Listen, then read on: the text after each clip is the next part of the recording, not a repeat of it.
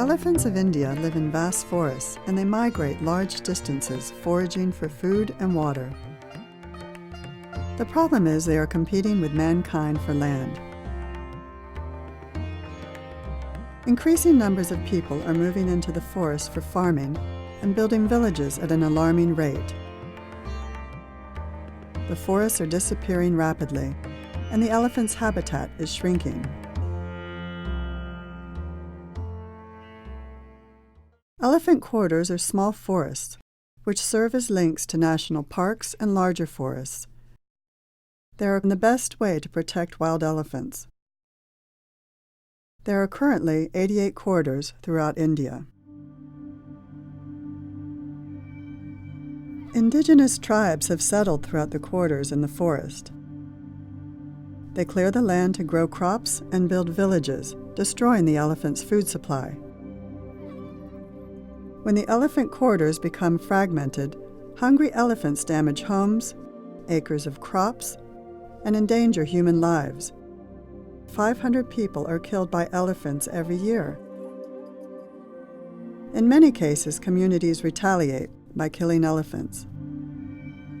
Humans will kill between 60 to 80 elephants per year. The elephant family is helping to move the villagers to safer areas and protect elephant corridors. In Assam, 2014, the elephant family secured land and money to move the Ramtarang village of 19 families outside of the elephant's corridor to safer land. The forest that the Karbi Anglong tribe previously farmed is slowly returning to nature. Their new farmland is further away from the elephant corridors, and their crops are safe from destruction.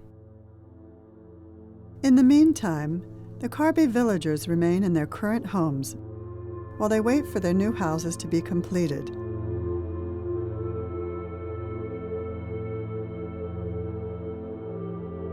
However, the villagers are always watching for elephants.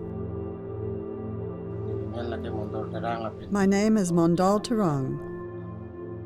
It was around 6:30 in the evening when an elephant came from the hillside and attacked my sister's house, and the wall fell upon the body of Julie. The elephant trampled the backside of my sister. Her baby was by her side crying, but the elephant stood over them the whole night. The villagers and I could not do anything. The next morning around 5 o'clock, the elephant left the house. My sister's funeral was performed the next day. Soon after the attack, the baby died.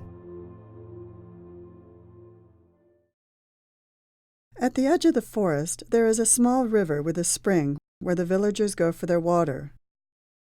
Women collect water and carry it back to their huts for cooking, and families gather there every morning for their daily wash. There is always the danger that elephants will also come to the springs. In their new village, there will be several wells next to their houses, far from the wild elephants. At the village school, the regular teachers are often absent as they come from far away.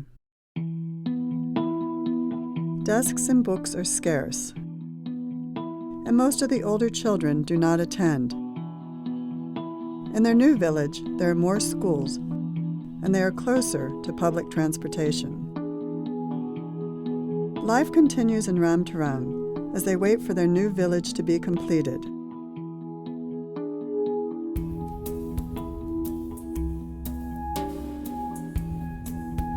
The head tribesman of Ramtarang village discusses concerns about the quality of construction and placement of the houses.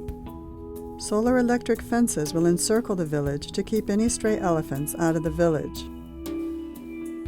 As Ramtarang says, moving the village will be good for the community, and life will be more relaxed.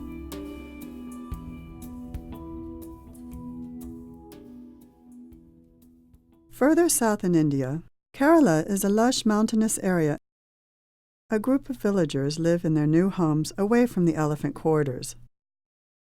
This group are thriving with families living in cement houses, with tile roofs and electricity.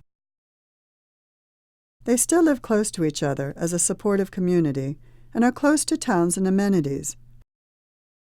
The old houses in the elephant corridors have been removed and the trees and forest are beginning to grow back.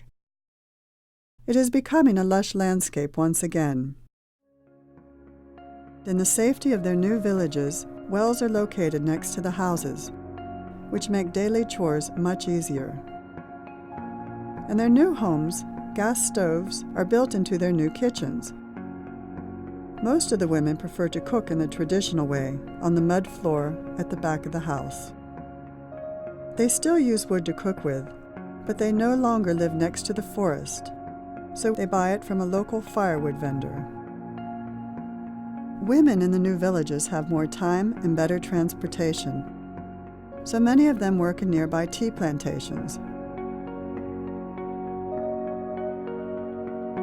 The men are also working outside of the village in construction, government jobs, police work, and in the forestry department.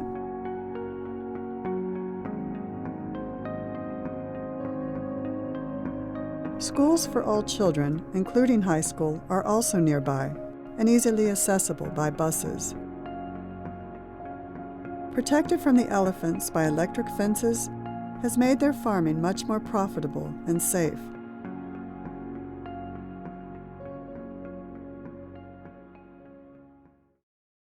Lakshmiva, an old woman in her 80s, lived in the middle of the forest with elephants and tigers for over 30 years.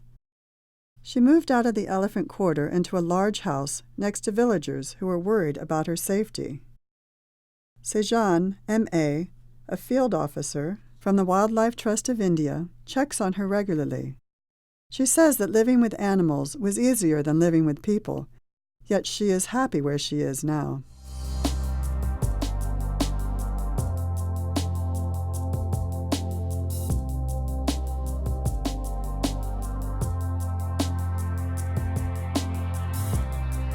With the regrowth of the elephant quarters and the moving of tribes' villages to safer and better homes, a balance is once again emerging between wildlife and mankind.